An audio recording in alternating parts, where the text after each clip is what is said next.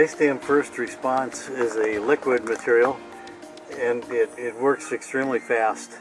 If you have water running through a ceiling or a wall as a result of ice dams on the roof, what you need to do is breach that dam. You need to give that water an outlet so that it's not trapped up behind the ice dam.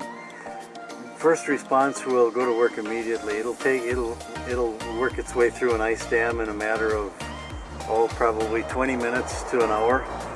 Works very, very fast, and so it's the first response you ought to have if you're getting damage from an ice dam.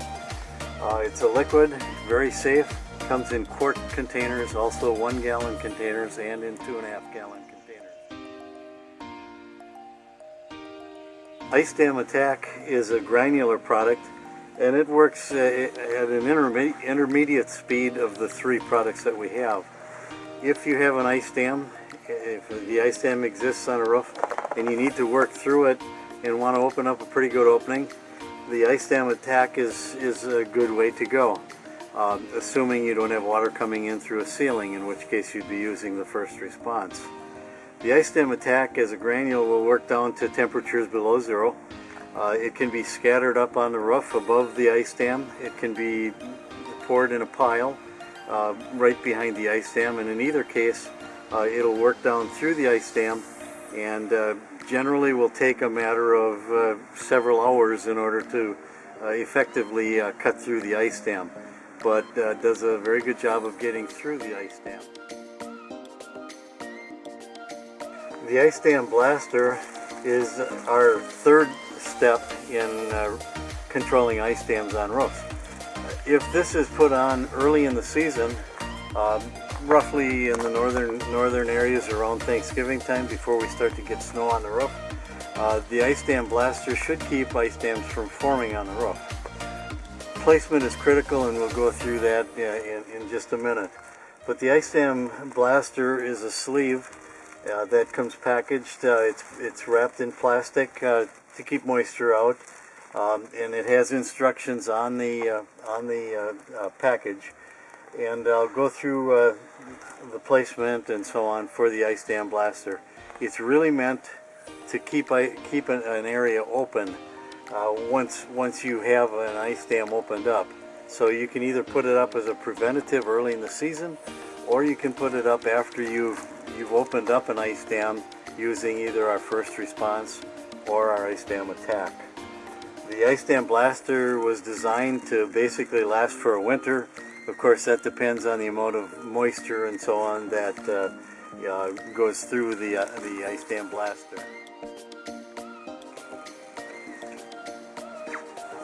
To understand how to take care of ice dams, first of all you need to understand why ice dams form and then how they can do their damage. An ice dam forms basically when there's a lot of snow on the roof, and there's heat coming up through the roof itself. A lot of times you'll have a snow load on the roof, and it'll look like there's nothing happening up there, but if you were to dig down through the snow, you'd see running water underneath the snow. That running water is happening because the snow is melting. The snow itself is a good insulator, but there's water running underneath it because of insulation issues usually on the roof.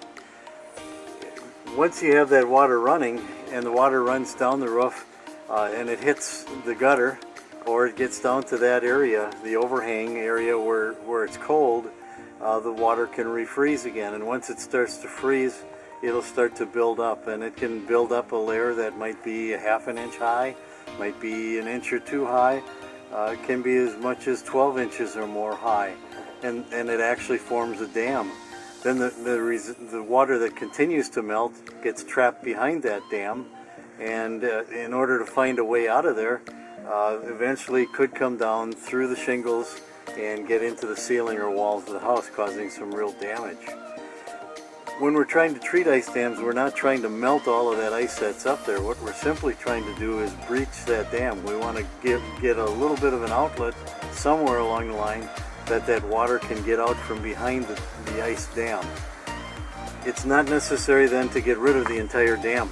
To understand how these products work, all of these products, when they come in contact with that running water, or when they melt down through the snow and ice, will form basically what we would consider to be a brine. And that brine then is going to be something that we would hope would not refreeze and would keep an opening for the water to get out from behind that ice dam. That's why we have three different products. They work at different temperatures and they work at different speeds. There really isn't one answer that fits all. If we use our first response, it's going to act very fast and it wouldn't give us the longevity that we need. If we use an ice dam blaster, that gives us the longevity, but it may not give us the speed we need. So you may need to use products in combination in order to take care of the problem. When you're placing these products, you want to take a look at where you place them. You need to get them in an area where there's running water, where there's water that's going to be coming down through, particularly the ice dam blaster. As it comes through this black material, it'll dissolve some of the chemical that's inside and it'll form that brine, and that's what's going to go down and keep your ice dam open and keep basically an ice dam from forming. Now you have to make sure that you have enough brine, and keep in mind that this brine has got to be able to stay in the liquid state through different temperatures. When it gets really cold out, by that I mean into the sub-zero temperatures, the ice dam blaster brine probably is not going to keep on running. It'll probably refreeze once you get down into the neighborhood of 0 to 5 below.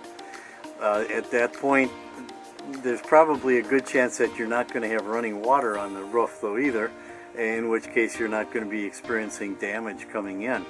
But if you do, you can activate it using one of the other two products.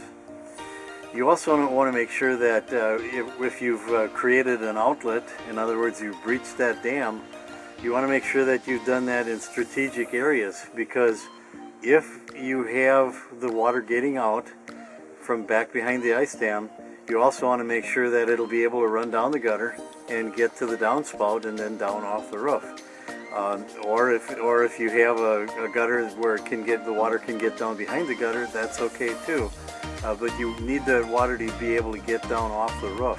So placing the ice dam blaster or the other two products in a strategic location is something that you need to look at, where you have valleys, where you have a lot of water running, where you have blockage, and that's where you need to place the products.